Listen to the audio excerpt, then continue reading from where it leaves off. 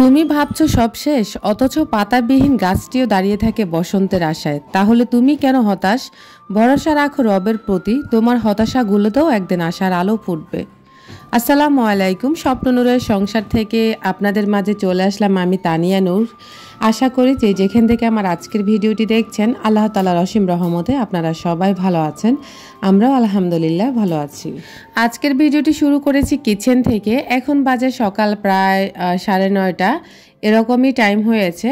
তো নাস্তা পানি করেছি, আপনাদের সাথে আর আজকে নাস্তার পর্বটা শেয়ার করিনি। ওই যে আমি যে কিছু মানি প্লান্ট গাছ লাগিয়েছিলাম পানির মধ্যে, আসলে কেন জানি আমার গাছগুলো এত বেশি অপুষ্টিতে ভুগছে, যেটা হয়তো দেখে আপনারা বুঝতে পারছেন। তো এমনি মাশাল্লাহ করে ডালপালা বের হয়, তবে কোনো ধরনের পুষ্টি নেই, একদম অপুষ্টিতে ভোগা গাছগুলো। যাই হোক, আমি গাছের কোনো পরিচর্যাই করতে পারি না, আর অনেক যত্ন করি, তারপরও কেন জানি এরকম হয়। আসলে এগুলো তো রোদ লাগে কিনা আমি জানি না, তবে বেশিরভাগ আপুরাই বলে কোনো ধরনের রোদ লাগে না। যাই হোক, অনেক দিন পর গাছটাকে একটু গোসল করিয়ে আবারও কাছের জারটাকে সুন্দর করে ধুয়ে তারপরে এভাবে রেখে দিয়েছি।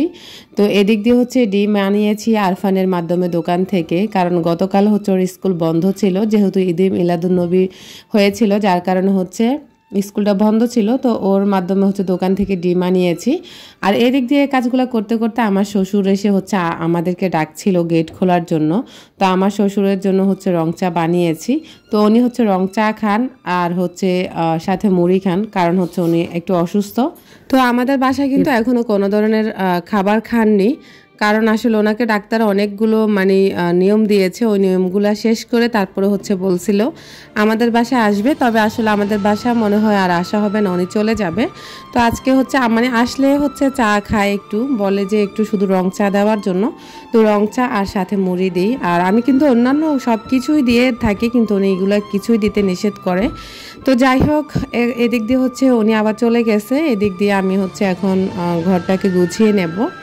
তো আমার ছোটো মোটো একটা ডাইনিং টেবিল আছে, বা এটা মাল্টিপারপাস কাজে আমি ব্যবহার করে থাকি। যেমন আমার ছেলে রিডিং টেবিল হিসেবে ব্যবহার হয়, তারপর কখনো ডাইনিং হিসেবে ব্যবহার হয়। যাই হোক, আলহামদুলিল্লাহ আমার ছোট্ট 2টা চেয়ার এবং ছোট্ট একটা টেবিল নিয়ে কিন্তু আমার ভালোই লাগে।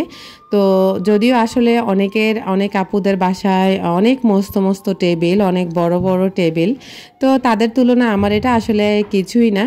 তারপরও আমি আসলে অনেক কিছুতেই মন খারাপ করি না, আমার নিজের যা আছে তা নিয়ে আমি অনেক বেশি সন্তুষ্ট থাকি, আলহামদুলিল্লাহ। এদিক দিয়ে টেবিলটা সুন্দরভাবে গুছিয়ে এখন চলে এসেছি কিচেন র্যাকটাকে গুছিয়ে নেওয়ার জন্য। তো আপনারা হয়তো অনেকে ভাববেন যে আপু হয়তো প্রতিদিন একই কাজ করে। আসলে আমি প্রতিদিন একই কাজ করি না, যেই কাজগুলো করে থাকি ওই দিন ওই কাজগুলো আপনাদের সাথে শেয়ার করে থাকি। আর আমার ছোট্ট একটা ফ্ল্যাটে আমার এই কাজগুলো ছাড়া আর বেশি কাজ আমি চাইলেও দেখাতে পারবো না। তো যাই হোক, এদিক দিয়ে দেখলাম যে কিচেন র্যাকটা একটু এলোমেলো হয়ে আছে, তো ওটাকে গুছিয়ে এখন চলে এসেছি কিচেনে। আমি এসে চামচ যেখানে রাখা হয় চামচ হোল্ডারে, ওখানে চামচগুলোকে রেখে দেব। তো আমি আসলে সরাসরি রাখি না ধুয়ে, কারণ সরাসরি রাখলে নিচে পানি জমা হয়ে যায়। তো এতে কিন্তু পানি জমা হয়ে গেলে আমার কিন্তু ভালো লাগে না, যার কারণে আমি থালা বাটি কাপ পিরিচ সব কিছু ভালো করে পানি ঝরিয়ে তারপরে যার যার জায়গায় রেখে দিই। তো আজকে সকাল সকাল ঘরটাকে গুছিয়ে নিয়েছি, নিয়ে আজকে আমি এখন কিচেনটাকেও গুছিয়ে নেব। তো আসলে কিচেনটাকে একটু ইচ্ছে করছিল অন্যরকমভাবে গোছানোর জন্য, কিন্তু আসলে আমি মনে হয় এর থেকে বেশি কিছু আর কিনতেও পারবো না, বা আপনাদের সাথে শেয়ারও করতে পারবো না। দেখা গেছে ইউটিউবিং জগতে আসলে মানুষের যে কত পরিমাণ টাকা খরচ করতে হয়, সেটা শুধু যারা ইউটিউবিং করে তারাই বুঝে। যাই হোক, আমার সকল কন্টেন্ট ক্রিয়েটর আপুরা হয়তো বুঝবেন। এদিক দিয়ে কিচেনটাকেও নিট অ্যান্ড ক্লিন করে এখন আমি ডিম ভর্তা করব। আজকে দুপুরে আসলে তেমন একটা রান্না বান্না নেই, গতকালকে আলু রান্না করেছিলাম, সেগুলো ছিল।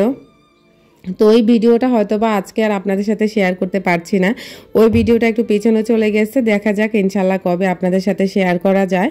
এদিক দিয়ে আসলে কিচেনটা আমার প্রতিদিন ক্লিন করা লাগে, না হয় কিন্তু আমার কেমন জানি মনের ভিতরে একটা মাশকুরা সুলতানা আপু কমেন্ট করেছিলেন আকু পাকু করছে, আসলে কথাটা আমার খুব জোশ লাগছিল।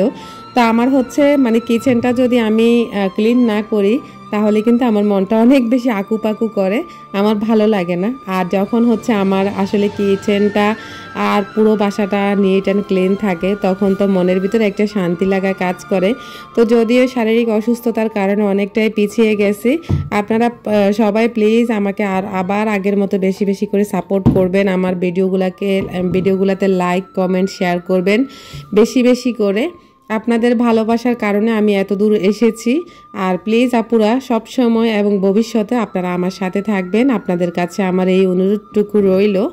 তো যাই হোক, যত শারীরিক অসুস্থতা থাক আর যত কিছুই থাক, সাময়িকভাবে যদিও নোংরা থাকে বা এলোমেলো থাকে, পরে কিন্তু একটু ভালো লাগা কাজ করলে শরীরে আবারও শুরু করে দিই হচ্ছে কাজগুলো। তো আজকে কিন্তু মোটামুটি ভালোই এনার্জি ছিল, তো মনের একদম জোর নিয়ে এবং কি শরীরে ফুল এনার্জি নিয়ে আজকে হচ্ছে ঘরটাকে গুছিয়ে নিচ্ছি।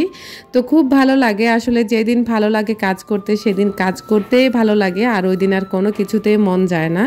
আর যেদিন আসলে কোনো কিছুতে ভালো লাগে না, মানে কোনো রকমে ভালো লাগে না, সেদিন সত্যি কথা আমি কোনো ভিডিও করি না এবং কি কাজ করি মোটামুটি, তবে এরকম একদম সুন্দর গুছিয়ে করি না। কারণ আসলে সবচাইতে যেটা খেয়াল করলাম, মানুষের মন আর শরীর ঠিক থাকলে দুনিয়া একদম ঠিক লাগে, আর যদি মন আর শরীর ঠিক থাকে না তখন দুনিয়া বলতে কোনো কিছুই ভালো লাগে না।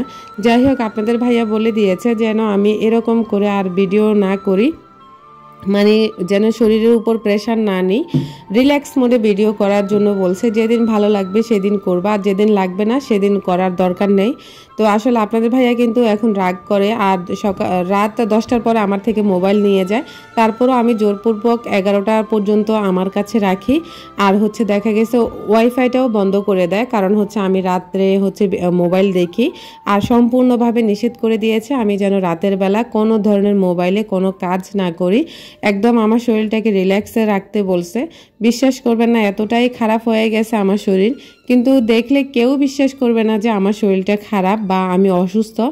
তো তারপরও নিজের কাজগুলা নিজেকেই করতে হয়, যেহেতু আমার হেল্পিং হ্যান্ড রাখার মতো কোনো অ্যাবিলিটি নেই, যার কারণে হচ্ছে কষ্ট করে হলেও নিজের কাজগুলাকে নিজেই করতে পছন্দ করি। আর কষ্ট হলেও নিজের মতো করে কাজ কিন্তু কেউই করবে না, হেল্পিং হ্যান্ড যতই কাজ করুক তারা কিন্তু তাদের মতোই কাজ করে, কিন্তু আমাদের মন মতো করে কাজ কখনোই করবে না। আর বিশেষ করে আমি কিন্তু পছন্দও করি না কারো কাজ, যেটা আসলে আপনাদের সাথে না বলে আর পারলাম না, আমার কারো কাজই পছন্দ হয় না। আমার নিজের কাজ নিজের মতো করতে এবং পরিপাটি রাখতে অনেক বেশি আমি স্বাচ্ছন্দ্য বোধ করি, যার কারণে কারো কাজ আমি করলেও আমার মনে হয় কখনো আমার পছন্দও হবে না। যাই হোক, আমি কিন্তু নিখুঁতভাবে আমার কাজগুলোকে করে নিই, যে কেউ দেখলে বিশ্বাস করবে যে আমি কতটা নিখুঁতভাবে আমি আমার ঘরটাকে গুছিয়ে রাখি, প্লাস হচ্ছে আমি ঘরটাকে মুছে রাখি। এদিক দিয়ে হচ্ছে এখন পুরোটা ডাইনিং এবং কিচেন সুন্দর করে আমি গুছিয়ে নিয়েছি, প্লাস হচ্ছে একদম মুছেও নিয়েছি। আর আমি কিন্তু মপ দিয়ে ঘর মুছতে পছন্দ করি না, তবে এই যে হাত দিয়ে ঘর মুছলে যেরকম একদম কোনা কানা মোছা যায় ভালোভাবে, মপ দিয়ে কিন্তু সেরকমভাবে হয় না। তো যাই হোক, আপনাদের সাথে ফাইনালি শেয়ার করছি আমি হচ্ছে সম্পূর্ণ ঘর হচ্ছে এভাবে গুছিয়ে নিয়েছি, প্লাস হচ্ছে পরিষ্কার পরিচ্ছন্ন করে নিয়েছি। তো আমি আসলে শীতকালে যে কিভাবে কি করব বুঝতেছি না, কারণ হচ্ছে শীতকাল আসলে আমার ঠান্ডা লেগে যায়, কারণ আমার অ্যাজমার সমস্যা আছে, তার মধ্যে হচ্ছে আমার নাকেও অনেক বেশি প্রবলেম আছে, যার কারণে হচ্ছে আমি শীতকাল আসলে কাজবাজ একটু মানে পানি ধরলেই হচ্ছে আমার ঠান্ডা লেগে যায়। তো আল্লাহ মাফ করুক, আল্লাহ যদি সুস্থ রাখে তাহলে হয়তো আপনাদের সাথে আবার রেগুলার হতে পারবো, না হলে কিন্তু আমি হতে পারবো না রেগুলার। যাই হোক, এদিক দিয়ে ফাইনালি আমার সম্পূর্ণ ঘরটাকে আমি গুছিয়ে নিয়েছি। আজকে কিন্তু আর বেডরুম আপনাদের সাথে শেয়ার করব না, কারণ বেডরুম প্রতিদিনই শেয়ার করা হয়, আমার কাছে এত বেশি ভালো লাগছে আলহামদুলিল্লাহ। তো আজকে কিন্তু দুপুরবেলা এখন আর গোসল করব না, কারণ গোসল করতে গিয়েছিলাম পানি নেই। তো এখন ভাবলাম যে আমি যে ওই যে ডিম সিদ্ধতে বসিয়ে দিয়েছি ওইখান থেকে ওই ডিমগুলোকে এখন ছিলে নিয়েছি। আসলে আরাফে বলছিল আজকে ডিম ভর্তা খাবে, তো আসলে ডিম ভর্তাটা কার কাছে কেমন লাগে জানি না, তবে আমার কাছে সত্যি কথা বলতে তেমন একটা ভালো লাগে না। আমি আসলে আলুর ভর্তাতে যেই মজাটা পাই ডিম ভর্তাতে আমি সেই মজার অর্ধেক মজাটাও পাই না, কেন জানি ডিম ভর্তা আমার খুবই অপছন্দ। যাই হোক, তারপর আমার ছেলেটা বারবার বলছিল যে ওই যে মোবাইলে দেখছিল গত 2 দিন আগে একটা ডিম ভর্তা, যার কারণে হচ্ছে ও বলছিল আম্মু ডিম ভর্তা করো, তো ওর কথাটা রাখলাম আর কি। তো এই যে গরম ভাতে গরম ভাত না, সরি, এগুলো হচ্ছে গতকাল রাতে ভাত রান্না করেছিলাম 1 পট চাল। তো সম্পূর্ণ ভাত রয়ে গেছে, খাওয়া হয়নি। আজকে কিন্তু আমি কোনো কিছুই করিনি, শুধু একটু ডিম ভর্তা করেছিলাম। আর গত দিনের হচ্ছে আলুর ঝোল আছে, আলু আর আলুর ঝোল আর কি ডিম দিয়ে রান্না করেছিলাম, আর সাথে ডিম ভর্তা। এখন হচ্ছে ওরা দুই ভাই কিন্তু গোসল করে রেডি হয়ে গেছে মাশাআল্লাহ করে। আর আরফান কিন্তু ফাইনালি হচ্ছে বক্তব্য পড়ে এসেছে। এখন হচ্ছে দুই ভাইকে আমি একসাথে ভাত খাইয়ে দিব, সাথে আমিও খেয়ে নেব। যদি ভিডিওটি ভালো লাগে তাহলে প্লিজ আপনার ফ্রেন্ডস অ্যান্ড ফ্যামিলির সাথে শেয়ার করতে ভুলবেন না। ওভারঅল ভিডিওটি কেমন লেগেছে তাও একটা কমেন্ট করতে ভুলবেন না। আজকের মতো এইখানেই বিদায় নিচ্ছি। আল্লাহ হাফেজ, আসসালামু আলাইকুম।